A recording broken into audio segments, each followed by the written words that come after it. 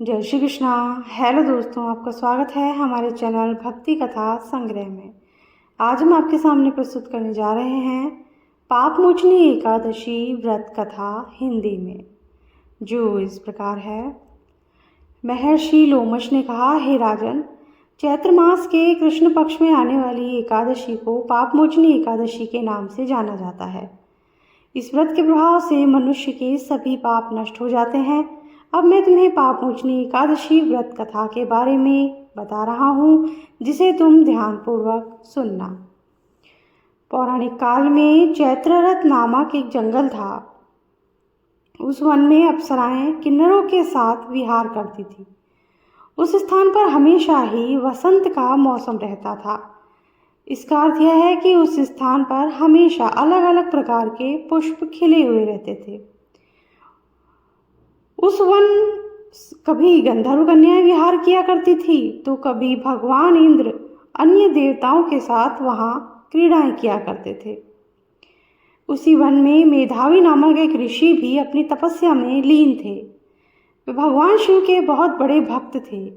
एक दिन की बात है, जब एक अप्सरा जिसका नाम मंजू घोषा था ने मेधावी ऋषि को मोहित करने, उनकी निकटता का लाभ उठाने का सोचा। इसलिए वह ऋषि मेधावी से कुछ दूरी पर बैठकर वीणा का वादन करने लगी। उसी समय कामदेव भी शिव भक्त ऋषि मेधावी को जीतने का प्रयास करने लगे। कामदेव ने उस सुंदर अप्सरा के भ्रू को धनुष बनाया, कटाक्ष को उस धनुष की प्रत्यंचा बनाई तथा नेत्रों को मंजू घोषा का सेनापति बनाकर कामदेव अपने शत्रु भक्त को जीतने के लिए तैयार हुआ। उस समय शिव भक्त ऋषि मेधावी युवावस्था में ही थे। उन्होंने यज्ञोपवीत तथा दंड धारण कर रखा था।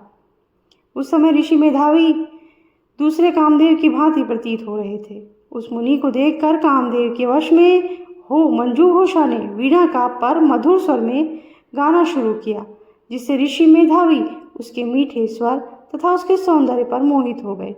ऋषि मेधावी उस अप्सरा के सौंदर्य से मोहित होकर शिव रहस्य के बारे में भूल गए और काम के वश में होकर मंजू घोषा के साथ में रमण करने लगे। काम के वश में होने के कारण महर्षि मेधावी को दिन तथा रात के बारे में कुछ भी ज्ञात न रहा तथा बहुत ही समय तक वह उस अप्सरा के साथ रमण करते रहे।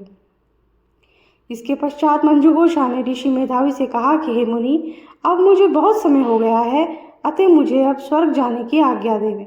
अप्सरा की बात सुनकर ऋषि मेधावी ने उनसे कहा कि हे मोहिनी, संध्या हो आई हो, प्रातः काल होने पर चली जाना।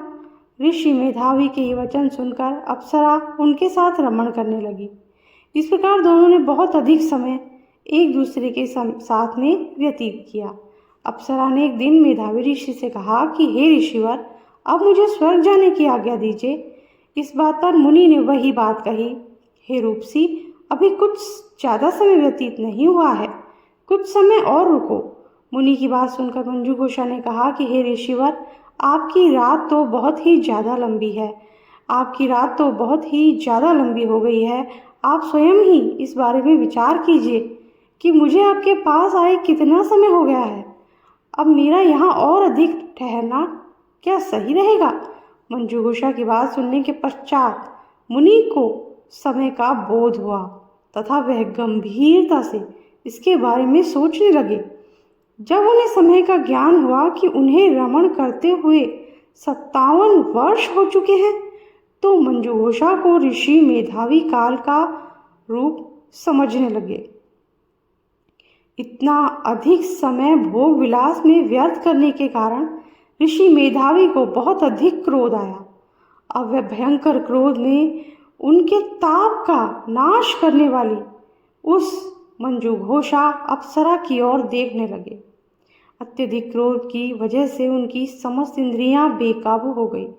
क्रोध से थरथराते स्वर में ऋषि ने अप्सरा से कहा, मेरे तप को नष्ट करने वाली दुष्टा, तू महापापिन तथा बहुत ही दुराचारिणी है, तुझ पर धिक्कार है। अब तू मेरे श्राप से पिशाचिनी बन जा।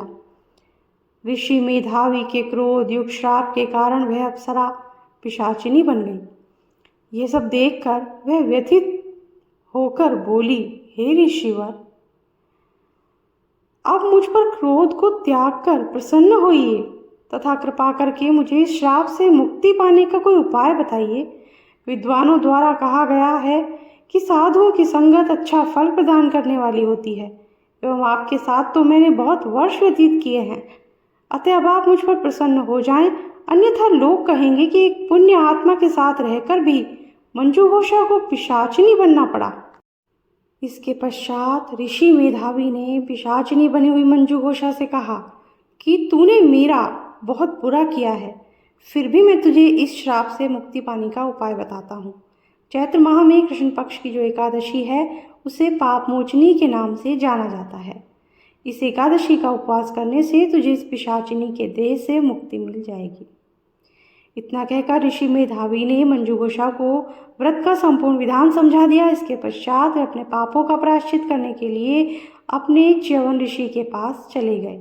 च्यवन ऋषि ने जब अपने पुत्र को देखा और कहा, हे पुत्र, तुमने ऐसा क्या कर्म किया जिस कारण तुम्हारे सभी तप नष्ट हो गए हैं, जिससे तुम्हारा समस्त तप मलिन हो गया है। मेधावी ऋषि ने शर्म से अपना सिर झुकाकर कहा, पिताजी, मैंने एक अप्सरा के साथ रमण करते हुए बड़ा पाप किया है। इसी कारणवश मेरा समस्त तप तथा तेज नष्ट हो गया है। कृपा करके आप मुझे इस पाप से मुक्ति का उपाय बताइए। ऋषि ने कहा, हे पुत्र, तुम चैत्र माह के कृष्ण पक्ष की पाप मोचनी एकादशी का विधि पूर्वक उपवास करो, इससे तुम्हारे सभी पाप नष्ट हो जाएंगे। अपने पिता की बात को सुनकर मेधावी ऋषि ने पाप मोचनी एकादशी का श्रद्धापूर्वक उपवास किया, जिसके प्रभाव से ऋषि मेधावी संपूर्ण पाप नष्ट हो गए। वहीं दूसरी ओर मंजू घोषा अप्सरा भी पाप मोचनी एकादशी का उपवास करने से उसे पिशाचिनी की देह से मुक्ति मिली और पुनः अपना सुंदर रूप धारण करके स्वर्गलोक को चली गई। Thank you.